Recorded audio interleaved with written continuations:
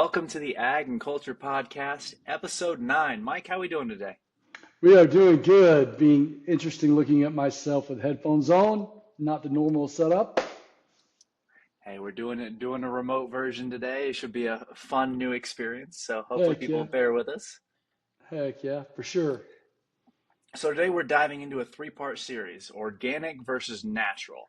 Mm. In obviously Southland Organics, we're focused on a lot of more organic products. But when people hear the word organic, uh, what do they think it means versus how accurate is the general perception?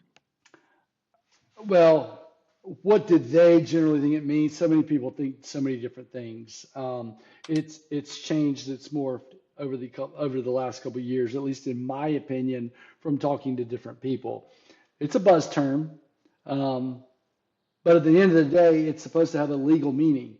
And I think that's what we're going to talk about today. But people, I think just in general, the consumer thinks it's better for me, it's more healthy, it's more nutritious, uh, it's better for the environment. So I think that they think that right off the bat. I also think that they're really uneducated on knowing if it's organic food versus organic approved for use in organic agriculture, which are two different things. Interesting. When you say it's become a buzzword, what do you mean by that? Well, I think years ago, and I'm just going to throw out, 2010, there's very few to no organic foods. Like it just wasn't a thing, or it was a thing to certain people that were just like really dialed in. It was a very, very small niche of people. And so organic foods being in uh, Earth Fare or specialty markets at that point was just very it was considered extreme, really. So um, I just buzz term meaning it's grown from that original certified organic foods to now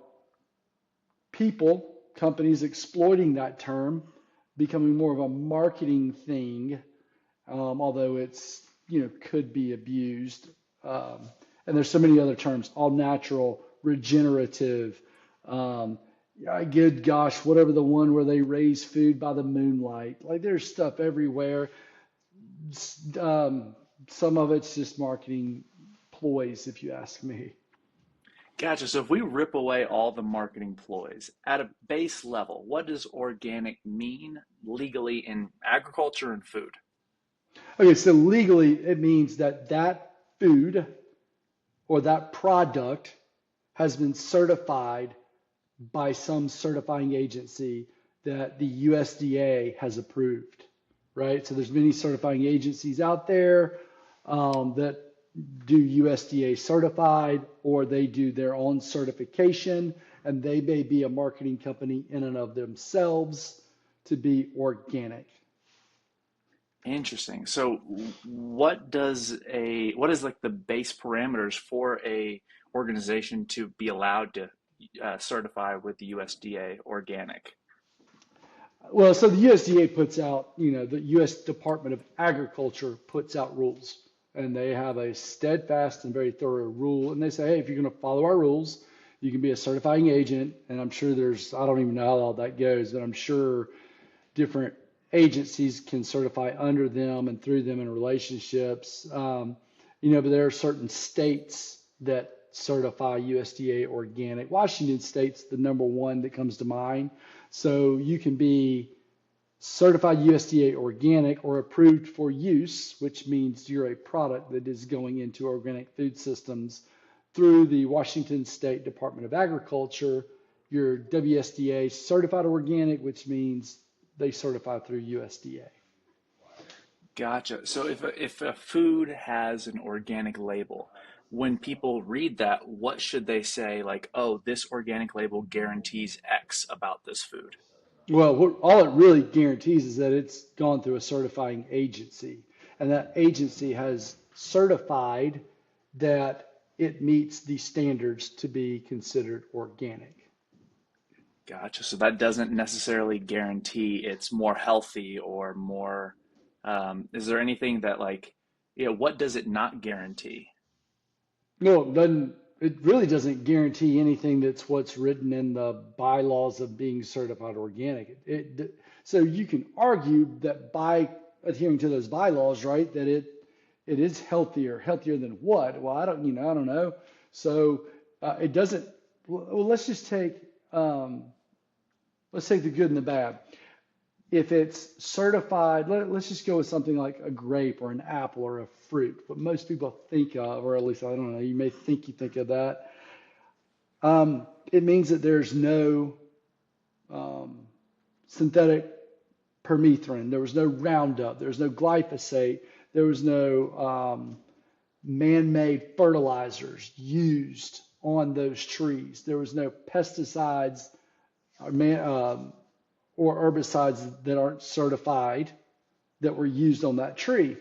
So it means that the food is inherently cleaner. So an apple is, kind of one of the dirty fruits, meaning it picks up a lot of the residues, a lot of the things. So there's like strawberries is notoriously bad for if you spray it, whatever you spray it with is going to show up in the strawberry, right? There's a list of 10 dirty foods that pick up on pesticides and fertilizers a lot more than the others.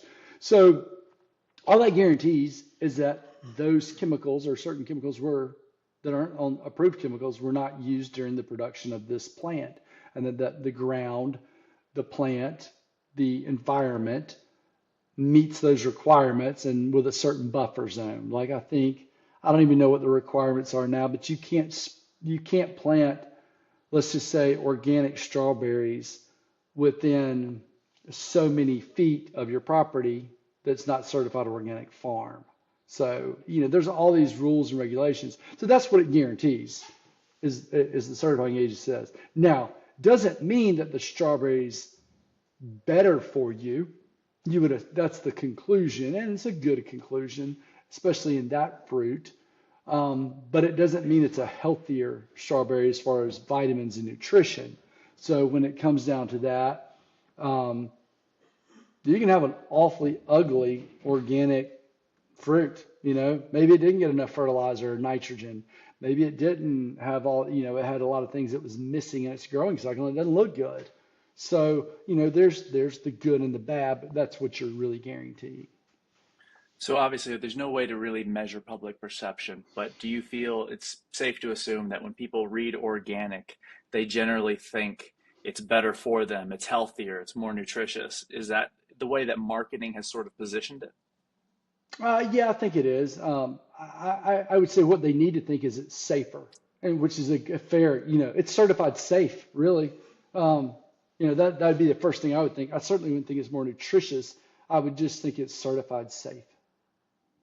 Interesting. So when we talk about like regulation and all this, what is the difference between an OMRI certification and a USDA organic? So I've got to really dive into that because I don't. So Omri is a certifying agent Okay. so do they certify under USDA? I think they do, but a lot of people say, is it Omri certified? So Omri to me is goods and services. Like you're going to go into um, look for Omri certified products, not necessarily foods. So I think there's a distinguishing factor, at least in my mind, is it when you look for Omri listed products, I don't think foods. I think actual things that I can use to grow foods or that were made from organic products. So I think that's a big distinction. So Omri is a Organic Materials Review Institute. So the key word there to me is materials. It's not food. They may certify apples, but you don't ever go to the store and see an Omri certified apple. You see a USDA certified organic apple, right? So let's distinguish foods from materials. Gotcha. So these are when Omri certifies something, this is something that's being used to help grow the food. For example, Zero Point is Omri certified, correct? No, it is not. Oh, Wait, it is. I have to go back and check. It's Omri certified, maybe. I don't, I gotcha. don't, I, to be honest, so I get so, And the reason I go and admit that it's certified organic, so I don't know if it's WSDA, which is Washington State Department of Ag, or if it is Omri, it may be. Um, Shows you how important that is to me to know the distinguishing two, right? So I don't really care. To me, as a company, I know what we do, I know it's certified, and then we can go sell. So what's the process to get something like that, or what does it mean about the product if it is OMRI listed? Well, you have to submit to Omri your the way you make it and all these things, the chemicals, the validations, and it's extensive and it's a pain in the butt. And you got to go through this hoopla, and then you got to pay a lot of money, frankly. Omri's expensive. There's no doubt about it. So if you're going to do something where you're going to sell, you know, $30,000 of it a year, it's probably not worth getting Omri certified because you're just paying way too much for the certification versus what you're going to get out of it. So you're taking a gamble, and to get certified organic is expensive, and it's a lot of paperwork, and it's just a lot of rigmarole. Like, one of my favorite certifying agencies is PCO, Pennsylvania Certified Organic. They have been great to us over the years. They have a little different process, and I owe them stuff right now. And there's probably emails in my inbox that I owe to them because I got to go through all these steps and all these hoops. And I'd just rather shoot a podcast and talk about it than actually do the dang paperwork, right? So it's just, there's painstaking things that companies have to go through to get those certifications. Absolutely. I mean, on one side, it is more difficult for the companies, but it should add to a added level of consumers feeling safe with those products once they have those. Yeah, I do agree. I agree that certifications are necessary. So can you talk the talk or walk the walk, right? Those things. So and I wanted to bring up, there's a lot more certifying agencies. So PCO has always been good to us. They're easy to deal with, but their certification angle is a little different. So with Omri and WSDA, you go to them and say, I want to be certified. Here's all my stuff. So PCO, and there's a lot more out there. Oregon Tilth is another one. They reciprocate with PCO, so we deal with them a good bit. So a farmer would then go to one of those two companies that they work with and say, hey, I'm certified PCO or I'm certified Oregon Tilt. I want to use this product, Motherload. Can you certify it for me? And then Oregon Tilt or PCO would then reach out to us and say, hey, we had a customer that wants to get your product, see if they can use it. Can we go through the process? And, I always go, oh, great. What customer was it? And then they will go, well, we can't tell you. Okay, well, why? So but they just work in a different manner. But they reciprocate with other agencies, but they still go through their very thorough process to make sure you check the boxes. Gotcha. Okay, well, we've covered a little bit on organics of food. We've covered a little bit on the certification products or the certification of products that are treating the food. So just Hmm. as a general summary and overview, if someone walks into the store tomorrow and they see that label organic, what's one thing they should understand before they buy it? Well, that whoever is putting that out, does it have a stamp or a seal, right? Because somebody says it's organic. That's one thing I would say. Organic blueberries here at the corner store. Okay, well, certified by who, right? I always would go, is it PCO certified? Is it OMRI listed? Is it USDA certified organic? Because legally and technically, if it says it's organic, it's got to be certified by an agency. So if somebody's just saying organic blueberries, well, okay, great. You and I could, if we were corrupt enough, could just go say, yeah, they're organic. And there are people out there who do that. Tons of people do that. They try to pass something off for organic or regenerative or natural that's not. Like there's snake oil everywhere. But organic is enforceable legally by the USDA. Good to know. Good to know. All right. Well, this is topic number one of what's going to be a three-part series. Our next one, we're going to come back and talk about the marketing of all natural products. It's Good deal. going to be an interesting one. Thank you for your time today, and we will see y'all at episode 10.